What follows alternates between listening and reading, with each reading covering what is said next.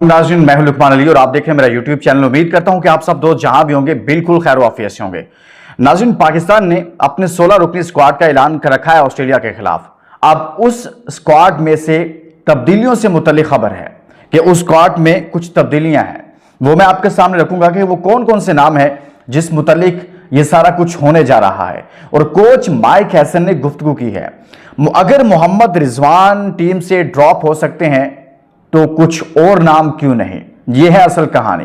Coach mic Hesson ने क्या गुफ्तगू की है, क्या कहा है और अब होने क्या जा रहा है, क्या वाकई में कुछ तब्दीलियां होंगी, ये मैं आपको बताऊंगा इस वीडियो के अंदर।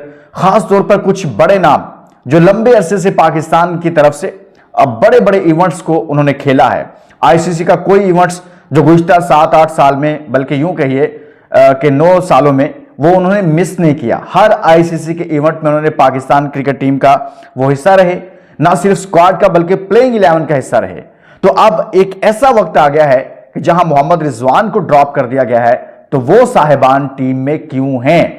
इस सवाल के साथ मैं इस वीडियो को आगे बढ़ाऊंगा और आपसे भी यह चाहता हूं कि कमेंट्स में आप मुझे बताइएगा कि इस स्क्वाड में से आपके ख्याल में, अगर मैं कहूं कि 3 नाम जिनको नहीं होना चाहिए था, अगर रिजवान भी ड्रॉप होते हैं तो वो 3 नाम कौन से हैं जो आपके ख्याल में इस स्क्वाड में नहीं होने चाहिए थे? आपने कमेंट्स में जाकर उनके नाम लिखने हैं और इस वीडियो को शेयर भी करना है। दोस्तों, बहुत बड़ा अलमिया है पाकिस्तान क्रिकेट का कि इस वक्त मुकम्मल तौर पर पाकिस्तान का क्रिकेट का जो सिस्टम है, जो स्ट्रक्चर है, वो कोलैप्स कर चुका है। अब कोई उम्मीद की किरण नजर नहीं आ रही, क्योंकि हर रोज ऐसा फैसला किया जाता है जिसके नतीजा में यह क्रिकेट पहले से बदतर सूरत हाल इख्तियार करती जा रही है। मैं आपके सामने रखूंगा कि कोच माइक हैसन ने क्या कहा है। सबसे पहले तो मैं आपको यह बता दूं कि मोहम्मद रिजवान से मुतल्लिक उन्होंने कुछ गुफ्तगू की है। रिजवान के फैंस जो हैं वो जरूर सुनिएगा कि क्यों उनको ड्रॉप किया गया है, क्यों उनको वनडे स्क्वाड का हिस्सा नहीं बनाया गया है, ये आप सुनिएगा। और इसके अलावा भी जो मैंने आपसे मुतल्लिक आपके सामने बात रखी है तब्दीलियों से मुतल्लिक, वो मैं आपको बताऊंगा। अच्छा, कोच साहब ये कह रहे हैं कि क्योंकि लाहौर में कैंप चल रहा था, उन्होंने गुफ्तगू की है कि मेरे आने से कबल रिजवान T20 स्क्वाड का हिस्सा थे, ना ही कप्तान थे। वो कह रहे हैं जब मैं टीम को संभाला है, ना तो वो T20 टीम का हिस्सा थे और ना ही वो कप्तान थे। वेस्ट इंडीज सीरीज के बाद हमें लगा कि रिजवान को कप्तानी से हटाना चाहिए। रिजवान की कप्तानी में, ये ओडी की बात हो रही है, जब चैंपियंस ट्रॉफी उनकी कप्तानी में पाकिस्तान को शिकस्त हुई तो उसके बाद से ही बात चलना शुरू हो गई कि इनको हटा दिया जाए। फिर वेस्ट इंडीज सीरीज हुई थी, आपको याद है, तो उसके बाद उन्होंने कहा कि हमने फैसला किया, हमें यह लगा कि इनको हटाना चाहिए। रिजवान की कप्तानी में कौमी क्रिकेट टीम परफॉर्मेंस नहीं दे रही थी। यह बात उनकी दुरुस्त है कि उनकी कप्तानी में पाकिस्तान की टीम की परफॉर्मेंस नहीं थी। हम चैंपियंस ट्रॉफी में पहले 3 दिन में आउट हो गए टूर्नामेंट से। दूसरा, वो थोड़ा सा खुद अपने आप को इररेलेवेंट शो कर रहे हैं। जिन्होंने पीएसएल में रावलपिंडी के बड़े करीब से उसके मैचेस देखे, आप मोहम्मद रिजवान को करीब से ऑब्जर्व करेंगे तो आपको आइडिया होगा कि जैसे कोई रूठा हुआ इंसान होता है ना, या क्या पता नहीं उनके जहन में चल रहा है, वो उस तरह से नजर आए। आगे वो कह रहे हैं कि ये जब से मैं कोच बना हूं, रिजवान T20 नहीं खेल रहे, या इनफरादी परफॉर्मेंस देखी जाती है या फिर टीम का सोचा जाता है। बांग्लादेश सीरीज में नौजवान खिलाड़ियों को मौका दिया, जो अभी हुई है टेस्ट सीरीज, जिसमें मैं कहता हूं कि आपकी तबाही फिर गई है। वर्ल्ड कप आइंदा साल है, हमें मजीद ऑप्शंस पर गौर करना है। अब ये वो चीज वो कह रहे हैं जी, वर्ल्ड कप आइंदा साल है, हमें मजीद ऑप्शंस पर गौर करना है। जो दीगर खिलाड़ियों के साथ करते हैं वही रिजवान के साथ किया है। अब मुझे ये बताएं कि उन्होंने एक जुमला बोल दिया ना कि ये सुनने वाली बात है, वर्ल्ड कप आइंदा साल है, हमें मजीद ऑप्शंस पर गौर करना है। भाई, बहुत अच्छी बात है कि आप रिजवान को ड्रॉप करके कुछ और विकेट कीपर्स की तरफ गए, जिसमें गाजी गौरी है। हालांकि बहुत ज्यादा वो लड़का नहीं खेला, लेकिन वो बड़े अच्छे सॉलिड तरीके से बैटिंग करता है। चलें ठीक है, रोहिल नजीर को आप ले आए, काफी देर से वो लड़का भी लगा हुआ था, परफॉर्मेंसेस भी दे रहा था। लेकिन ये सिर्फ और सिर्फ रिजवान पर ये फार्मूला क्यों फिट किया गया है? वो मैं इस फैसले के हक में हूं कि रिजवान को ड्रॉप करना चाहिए था, उसकी परफॉर्मेंस ठीक नहीं थी और बहुत पहले कर देना चाहिए था ये काम। असल में पाकिस्तान की क्रिकेट जो तबाही फिरी ना दोस्तों, वो फिरी है 2019 के बाद, 17 से ऑनवर्ड चैंपियंस ट्रॉफी जीतने के बाद, जब चेंजेस आई, जब रमीज राजा साहब आए और फिर बाबर आजम को कमान संभाली कि इनको पूरे इख्तियारात दिए गए। इन्होंने उन इख्तियारात का कुछ इस तरह से इस्तेमाल किया कि अपने यारी दोस्ती के कल्चर में को प्रमोट किया, पूरी एक ग्रुप लेकर वो चल रहे थे। होना चाहिए ऐसा, ताकि लड़कों के साथ अच्छी और रिजल्ट अच्छे आते हैं, लेकिन उसका नुकसान हमें आगे चलकर हुआ, इन दिनों में हो रहा है। यानी कि आप ये कह लें कि आपने इन लड़कों को मुसलसल बाबर साहब को इख्तियार दिया, उन्होंने अपनी मर्जी की टीम खिलाई।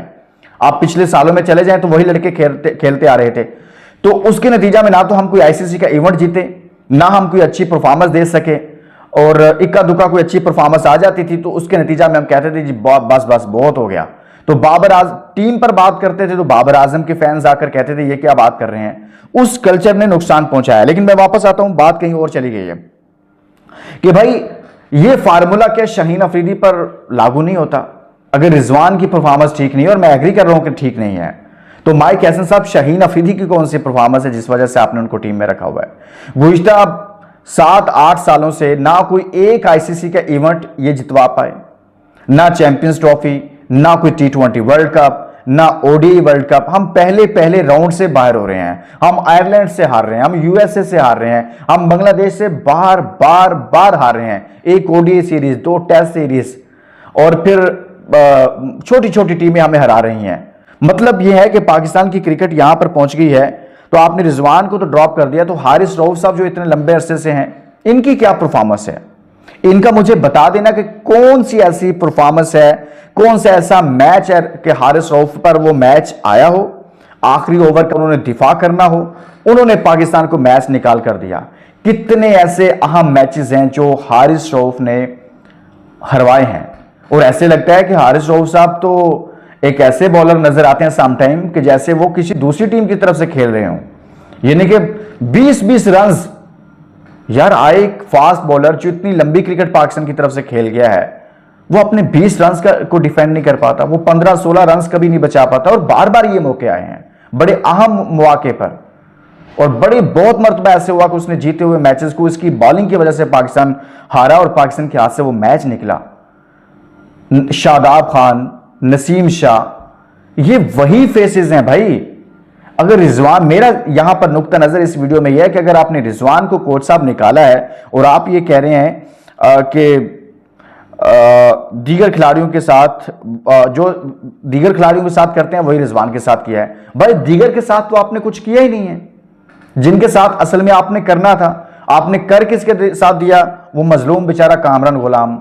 इसी तरह से कई और मजलूम प्लेयर हैं जो थोड़े सा आते हैं, आप उठाकर बाहर फेंक देते हैं।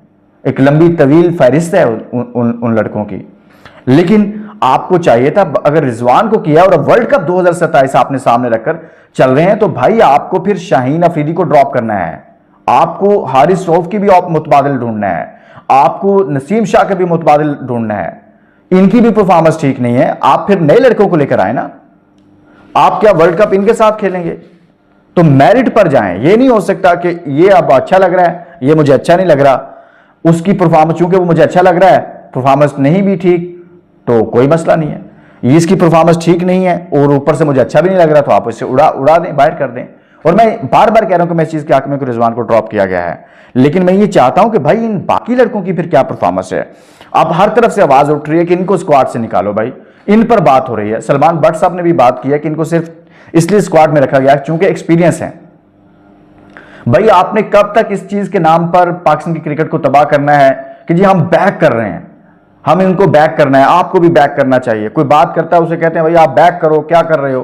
और भाई क्या बैक तमाशा लगाया हुआ है आप लोगों ने? बैक खत्म करो ये तमाशे। दुनिया की क्रिकेट में कहीं पर ऐसा नहीं होता। क्रिकेट चलती है सिस्टम के साथ यार, दुनिया क्रिकेट खेलती है सिस्टम के साथ, मेरिट के साथ खेलती है। यहां पर अजीब मंतकें शुरू हो गई हुई हैं, अजीब तमाशे लगे हुए हैं इस मुल्क के अंदर, और क्रिकेट का बेड़ा गर्क करके रख दिया है। समझ अब हर तरफ से आवाज उठ रही है कि इनको ड्रॉप करो, नए लड़कों को मौका दो। तो मेरिट पर बात यह है कि भाई अगर आप वर्ल्ड कप की तैयारी कर रहे हैं ना, अब माइक हैसन साहब, तो अगर रिजवान को किया है ना, और तो फिर बाकियों को भी करें। आप ये कहते हैं कि वर्ल्ड कप आइंदा साल है, हमें मजीद ऑप्शंस पर गौर करना है, तो 10 तो आपने वनडे खेलने हैं, 3 इनके साथ आपने खेल लेने हैं वर्ल्ड कप से पहले, बाकी 7 रह जाने हैं। ऑप्शंस वो कहां पर इस्तेमाल करनी है आपने? तो भाई साहब अभी से आगाज करें, अभी भी वक्त है, कोई फैसला लें। इजाजत दीजिए, अपना बहुत सारा ख्याल रखिए। अल्लाह हाफिज।